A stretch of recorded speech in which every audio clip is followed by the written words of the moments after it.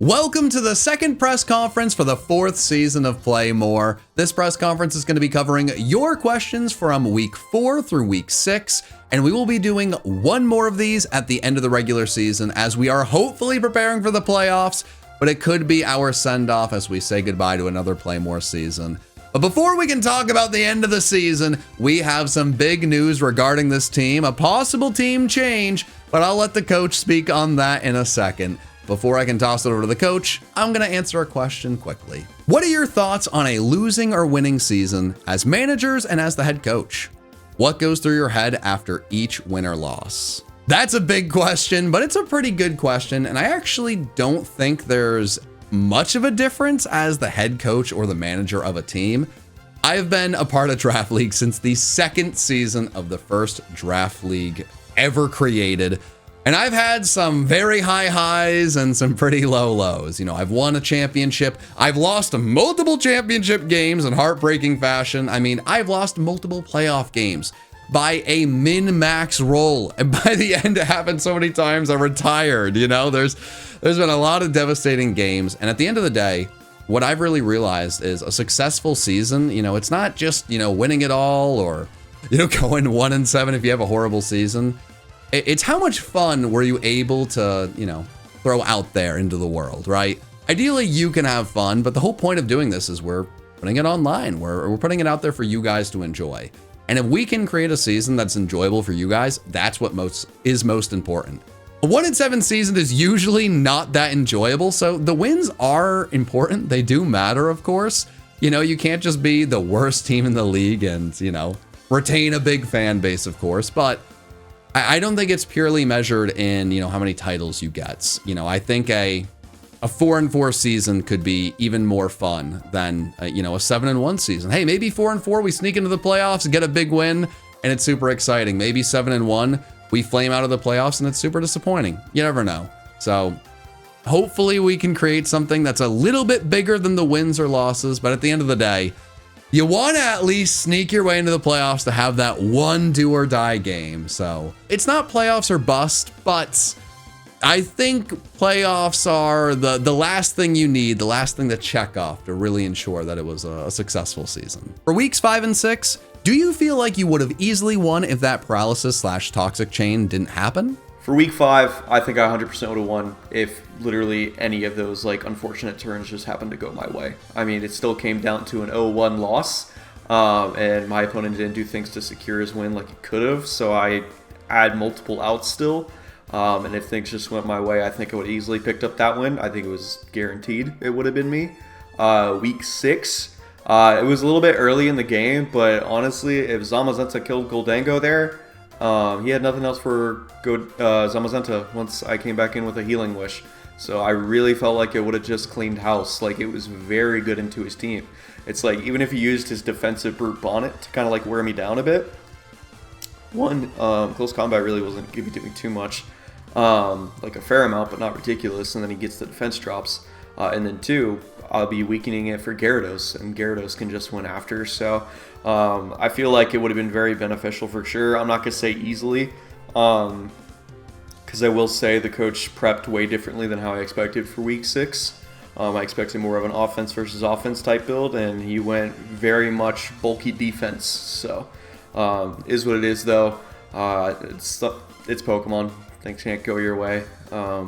And maybe we'll talk about some other plays. In week 6, after Zenta was fully parried, was there a reason we didn't switch out, or were you relying on the Focus Blast miss? First, I don't like people saying I just sacrificed Zenta. No. Like, 1, 70% accurate, so there's still a chance of that again. But 2, I've been facing these coaches, and they've been a little bit like greedy on some of these turns. So if Hax was going to go his way, I felt like maybe I'd see a random recover or something there, and I didn't really want Goldango to heal. So I kind of still just went for it. At the end of the day, I really didn't have a switch into Goldango anyways. I'd have to risk Gyarados, which is my other win con, or I'd have to just like go Breloom, which potentially I could have done, but I don't know. I won't say the bike really affected my thinking at all. I was trying to have fun. I was a little tilted. At the end of the day, I just felt like I didn't have a switch into Goldango, but at the same time, I probably could have went Breloom because it wasn't going to do much. it's just difficult because I really didn't want to like risk him getting a free heal. Because then Golden Go could have been a little bit more difficult to get that guaranteed chip off again. And then Zenta could just get parried again by it, and it's just rough. That's why when someone said, why don't you just crunch first and set up later, that's not how that works when you're not doing enough damage to where you can't make any progression against a Pokemon with Recover. We don't have enough time in the world for that, nor am I that patient when I only needed 75% of the time for it to go for me. Technically even higher because of the chance to miss Thunder Wave. So, yeah, I mean, I stand by my plays in terms of howling and then going for the crunch and risking the T-Wave because I knew it was going to happen.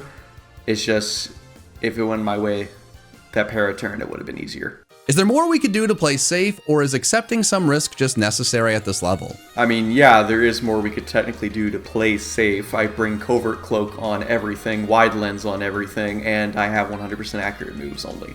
Oh wait, that's 2 items. Oh wait, I can't run 100% accurate moves on everything, always, because then my team's too weak. No, unfortunately you just have to roll the die with Pokemon sometimes, and it's pretty annoying. Well, once again, I tried to use Air Slash on Moltres and Mox, and it wasn't enough for week 5, so I had to put on Hurricane.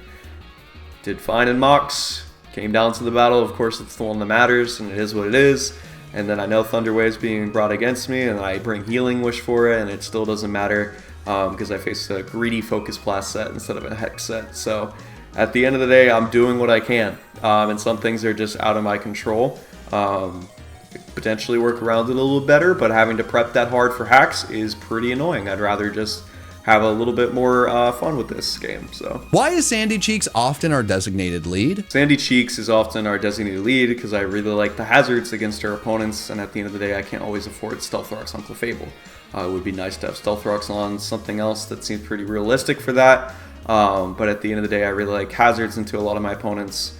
And I feel like my offense really appreciates it in Darkrai and Zamazenta, and then some of the pivoting Pokemon I have in Moltres and Blastoise, and Volt Switch on Sandy Shocks, if it can, you know, stay alive. I really liked my set for week 5 with the Focus Sash. I mean, it came into play perfectly with how I was able to get rocks up, and I don't think it really mattered if I was keeping the thing around or not for that game specifically, because I had the right outs, things just went a different way. But it would have been nice, yes, to have a more, I guess, bulkier variant alive and well against Goldango. It did help in Mox when I still had Sandy Shocks for Goldango. I will not deny that. And it is nice to have that T-Wave absorption, but when I had Healing Wish, didn't feel a need for it. I just wanted to focus on my spikes and move on. Because there was just a lot of situations where that chip came in big for Gyarados, Darkrai, and Zamazenta, so if I had another spiker, maybe I could work around it, but for the time being, I really liked Sandy Shocks for my game plans, so. Is it possible to trade with other teams as of now? And if so, what potential mons are you looking to obtain? It is possible to make trades with other teams. This is actually the final week for us to do it, but I'm not really interested in trading with another team. Instead, I'm just going to make a free agent and get something that's still on the board. I had Gyarados for a while. I knew it was going to be the experimental Pokemon and see if I'm going to be dropping it. Honestly, I debated dropping it sooner, but it still had a lot of potential, so I kept it until like these final weeks because there was a Pokemon on there I knew I was going to replace it with, and then I also wanted to experiment with a new Terra Captain at the same time. So we're going to be dropping Gyarados and picking up Uxie. And then additionally, now that we dropped our Terra Captain, Sandy Shocks is going to become a new Terra Captain with Electric, Ice, and Fairy. And lastly, we're going to change Mousehold's Terra Fighting to Terra Fire. Just to touch on each of the transactions, Uxie's a very bulky Stealth Rock setter that still gives me a great speed tier in 95 for really diverse levels of speed. And then additionally, it could just be a very solid bulky pivot. Can even be potential setup. It gives me Levitate, which is nice for another ground immunity there, so I'm not really losing one with Gyarados. If anything, one that's better because I'm not Stone Edge plus Earthquake weak. And then additionally, Uxie is my first Psychic type on the team, which is pretty nice. I face a lot of annoying Pokemon coming up where Uxie might be beneficial against like that, specifically Psy-Spam with Dio Speed and Indeedee. Definitely get to see it be helpful there. I was debating about making the transaction before, so I could even have it against the Terrakion and the Urshifu Rapid Strike, but they didn't even come, so I guess it worked out. But Uxie's very bulky and good at what it does. It can really disrupt the opponent and get momentum back in our favor with U-turn and everything. So looking forward to using that. And then in general, I had some pretty nice Sandy Shock matchups with Terra as an option. A lot of people do like Sandy Shocks just because of Electric plus Ground already being very strong. Obviously, I don't hit the grass types, and there's just some specific combinations of typings where you would like additional coverage. Ice and Fairy always cover it, let me tell you. It can easily be a massive threat, especially with booster energy in the late game. So I'm hoping it can, be a good use for that, and additionally have it to where I'm not like feeling like I need to lead off with it all the time. Spoiler alert, I might do it in week 7 because I have that battle coming up, and it's either Sandy Shocks or something else as a lead. But either way, I'm very confident in using Sandy Shocks as kind of an offensive pivot and really break around. I think Gyarados' sweeping potential was stronger as a Terra option. It just wasn't able to prove it to me, unfortunately. It's had its chances, and like week 2 is a really good chance, but Clefable just went to town. I think it was week 4, it had another potential chance, or no, week 3 had the chances that Choice Scarf, but just not enough, because unfortunately it died at Stone Edge and everything. And then this last game, I really thought it still could have done it, so fraud watch for sure. No, Gyarados still has plenty of potential. I wish I could have used it a little bit better, but I think Sandy Shocks would be a great Terra captain for sure.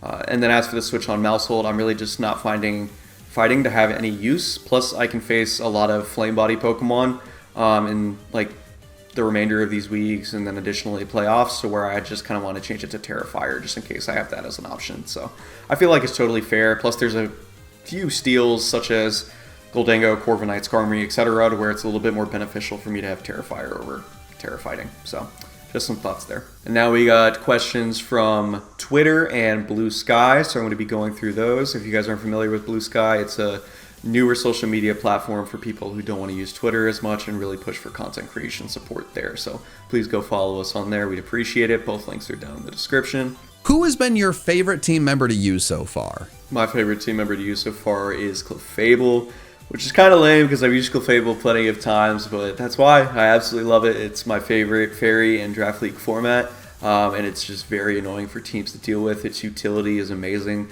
The capabilities of being offensive or defensive with its 2 amazing abilities are absolutely amazing.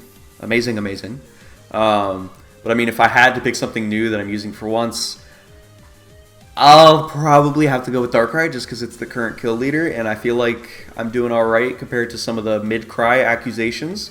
It still has potential. I just wish I was a lucky enough fellow to potentially run Hypnosis, but I'm not, so. Which coach from traditional sports would you compare yourself to most, and in which ways do you overlap? I would say if I had to compare myself to a coach, I would compare myself to Roy Williams. If you cannot tell from just the original username handle, I am a Tar Heel fan for UNC basketball and just all of their sports in general, but mainly their basketball because that's where they shine the most. I loved watching Roy Williams growing up, learned a lot about him. So whether or not I'm comparing him to him just because, I looked up to him, that might be it. But very passionate about the sport, and then obviously the GOAT. And I'm old. When prepping for games, how hard is it to come up with new ideas? When prepping for games, new ideas shouldn't always be difficult. I always encourage you to just go in Showdown, have all your Pokemon there, scroll through all their moves. Like, it might take some time, but also once you're just more familiar with Mons as a whole, you know the niche stuff they get and stuff you can instantly put on a matchup. So for like example, last season when we faced the Sneasler with Weezing, for some very odd reason, I knew that Weezing had Psybeam. So that was literally the first thing I put on the build because I just knew I would be able to bring that against the Sneasler. So you just learn them over time and you can get creative with the new ideas. And at the end of the day, just do stuff that works. Like if you need something that automatically checks Pokemon based off just like their stabs, for example, because I saw this recently, shout out to Jay Ricky. But if you're facing like an offensive Weavile and you have a Keldeo, which is traditionally offensive, put Rocky Helmet on it. You now have something that's able to get Chip on the Weavile a little bit reliably, even if you're coming in on knockoff. You're getting damage, and then you can go for Flip Turn Momentum. You have Vacuum Wave as priority in order to deal with Weavile. Or you can just click moves for Chip against his entire team. So like it works that way too. You can be very creative with your Pokemon in ways that are just not traditional as long as it supports your win con, and as long as it makes sense in the matchup. Like, we can all be upset about what an opponent brings at the end of the day because it's not something we expected. but every build has a reason, and their mindsets are just different from other people, and that's what makes team building in Draft League like just so good.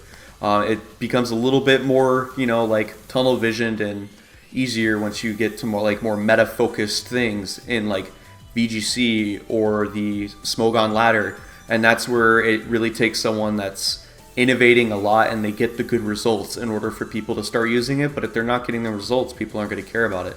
Draft League, you can bring heat all your weeks as long as it could potentially work, and as long as you don't get hacked, you can potentially make that work and have a fun time doing it. So, what are the must-have roles you need to have in a draft team? The must-have roles for a draft team, I would say, are just very reliable hazard setters. And if you worry about not packing boots on everything, or if you have a Pokemon like Zenta or maybe an Ogre Pong that can't carry heavy-duty boots and you're worried about them taking a lot of chip, then obviously good hazard removal. I will say you could potentially go without hazard removal if you really wanted to.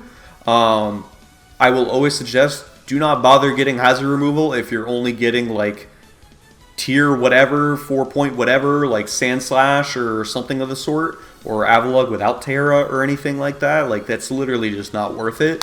You might as well just get whatever's best for your team at that point, because people are still going to bring hazards against you if your removal is a bottom tier Pokemon. Spoiler alert. Hazards are just very solid in singles, just to force you from not being able to switch as much. And even if you have heavy duty boots, if they have a lot of knockoff users, it's pretty free. So that's another thing. I would say knockoff is pretty nice. You always want good pivoting. But in terms of like terrain and weather and things along those sorts, I would say those are just like benefits. You want really diverse speed tiers, you want hazards, and you want pivoting with like knockoff and support. As random as that can get, as long as you're able to have Pokemon fit a lot of those roles, along with the obvious type diversity, then you should be building a good draft. What's the best way to decide EVs and movesets for upcoming battles? The best way to decide EVs and movesets for upcoming battles, movesets obviously go with, okay, what do I need to do damage against? Is it realistic in this scenario if I have this specific thing? So I know a lot of people for the time, they might have like, let's just say for example, it's my Breloom and I have Rock Tomb against an opposing Talonflame. Realistically, I'm only clicking that Rock Tomb if I'm making a hard read. One, it's either they're going into Talonflame, or two, I'm relying on them not just straight up killing me when they're out in front of me and I click Rock Tomb. But realistically, maybe you want to do a substitute set on Breloom. That way you're more than likely free to get the Rock Tomb, because even if they're scouting it, now something in the back has to come in on the Rock Tomb, get the speed drop. Breloom more than likely outspeeds now, and now you can get gradual chip. So it's just important to think of, is it realistic for me to be able to do this? A massive thing for new people in Draft League is, oh my goodness, X Pokemon just wins after a Quiver Dance, after a Swords Dance, after a Dragon Dance, whatever it is. Can you click it though? Like, a lot of these Pokemon can be frail, and if you cannot sit up reliably against, like, honestly, more than like 3 or 4 Pokemon, is it really realistic for you to try and do that, or should you just bring a Choice Band or Choice Scarf or something of the sort, or just substitute and start clicking attacks after? Because you can easily just lose a Pokemon and lose your health when you're trying to get greedy with setup.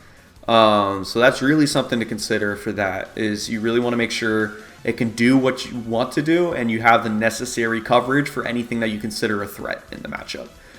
Even if that means dropping like a very basic stab that you think is overall okay versus the team, but you have a coverage move that's really solid against 2 potential threats, you should probably go for that coverage move, especially if it helps for your win cons. Now for EVs, speed creeping is the #1 thing in Draft League. It's a basic thing that everyone should do, to where it's like, okay, I have a base 100 Staraptor. Their next fastest Pokemon just beneath Staraptor is my Moltres base 90. So therefore, I want to make Staraptor to only have enough EV speed to where I'm outspeeding a max speed Moltres plus 1 extra EV. So I'm just putting an extra 4 there. That way I'm always, no matter what, faster than Moltres unless it has a Choice Scarf or it boosted its speed somehow. That's how you're able to scout for information such as Choice Scarfs, which is very important. And in general, you can know how bulky your opponent might be if they're not necessarily outspeeding you with something that they should. I will say a lot of people get carried away sometimes with EVs of like, okay, I only need to do X amount of damage to this Pokemon because it's already to a KO. I can invest more in bulk here. Or this really helps me live like, okay, after 2 individual times of Stealth Rocks and 1 Life Orb hit, I should be able to live a +1 Psyshock from a Hoopa. And it's like, that's such a specific scenario. Is that really going to be happening to you? To where you could actually just invest more into your special attack, and now you have a greater role against a certain Pokemon after Hazard or some form of chip that's reliable. Just think about your game plan and how you really want to invest it. And there's some times to where, say on Darkrai has good natural high special attack, to where if I wanted to focus on taking some more hits because I have like maybe a Citrus Berry or leftovers, or I'm going to be spreading Will-O-Wisp with Darkrai, then I want to be able to take hits a little bit more reliably because I have those forms of like items or recovery, etc., to where they're supporting me and I can stay in the game for longer, to where that like 8 extra % I'd be getting on Dark Pulse isn't as valuable as me getting off 2 Dark Pulses now. So that is mainly how you need to look at it at the end of the day. If you can support them properly, then put bulk in it. But as long as if it's not realistic, then don't push it. And at the end of the day, when you're doing defensive calcs, really just check for, okay, if they are max, how do I need to be? Because that's just the biggest threat at the end of the day. And if it's really easy for them to lock in a move, then yes, you also check like Choice Specs and Choice Band, because those can be a huge issue in certain scenarios. You have to just take your time to figure out the correct DVs.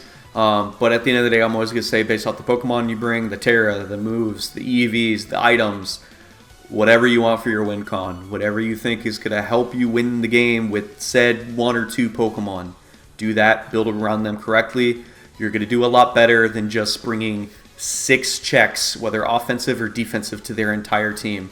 Because then you don't have a game plan, you don't have something you're as confident in, you're playing it turn by turn, and you're not playing out the entire battle to where, oh, next thing you know it, you didn't position yourself properly, they got a free Dragon Dance, and now you're just losing to Haxorus.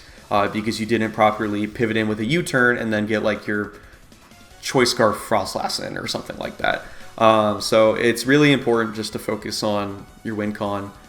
That way that you can have a proper mindset of how you're playing each turn, and you're not just clicking buttons trying to be a cool guy and predicting each turn. You're actually doing stuff that's supposed to help you with your end game and adapting accordingly. How do you adapt when the opponent brings something completely different than expected? And speaking of adapting, yeah, adapting to something your opponent doesn't bring or is completely different than you expected can definitely throw you off.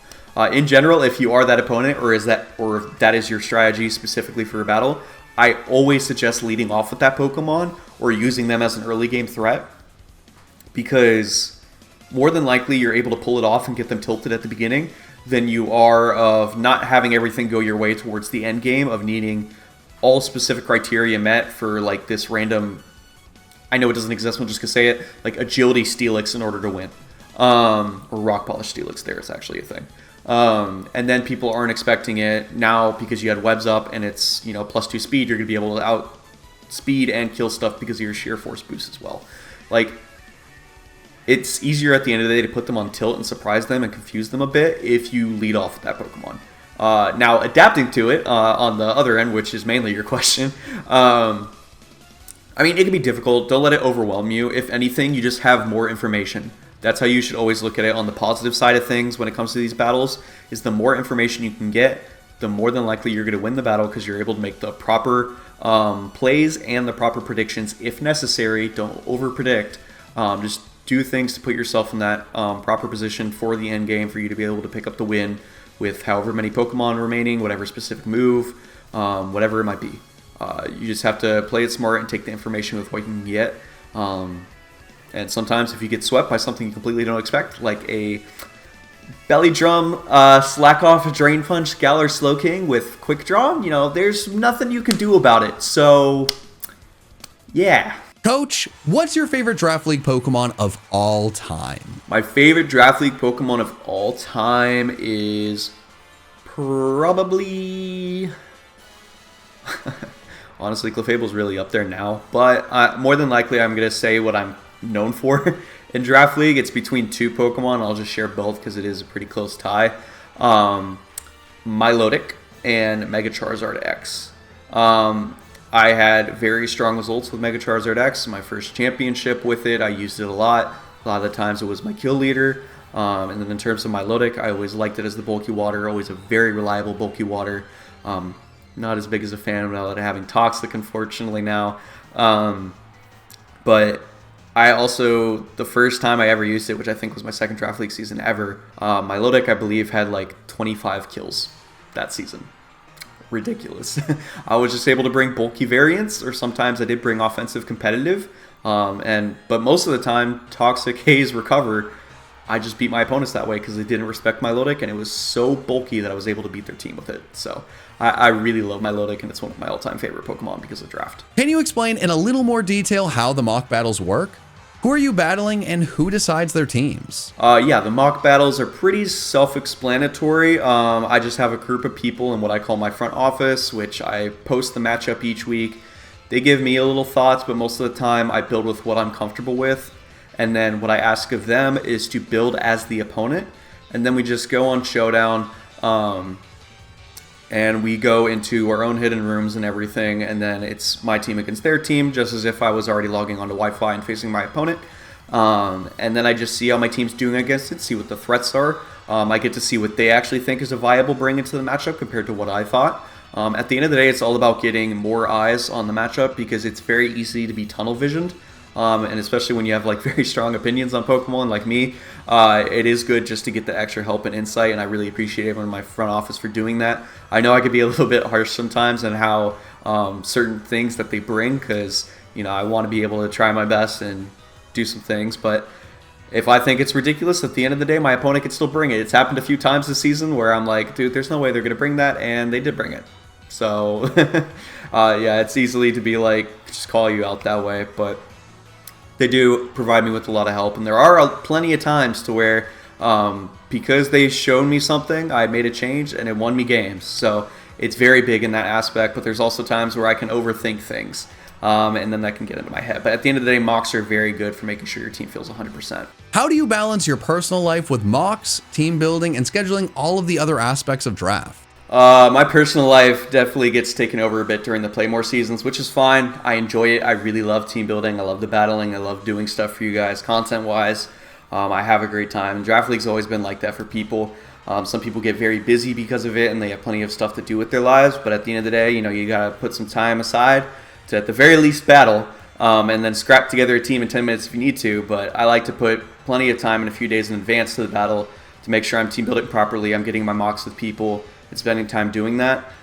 People in my front office can definitely tell you, like, if I'm at home and not working, I'm more than likely going to be able to respond immediately and get some more thoughts on a build, or potentially look for a second mock because I'm already ready to do more. So it can definitely take up some time, and I only focus on doing one draft league at a time because of that reason, because I want to do the best for Playmore. So, I mean, it can take up some time, but it's not like the worst thing in the world. It's just a good hobby. What's your favorite Bubby now that there's been 4? My favorite Bubby up to Season 4 is definitely got to be the OG and Appleton. I love Appleton in general. He's such a cool design. And honestly, he's put in the most work compared to all the other Bubbies so far. I want them to do more, but God, Appleton set the bar so high. And if you don't know what I'm talking about, make sure to check out Season 1 of Playmore. And that way you can see the work that the OG Bubby did. Well, that's all the time we had for this press conference. Up next is the most important battle of the season, and hopefully it's uploaded by now. If it's not, you know when it's going to be up. This could determine everything. It could determine the playoffs. So hopefully it's a good one. Wish us luck. We may need the good luck.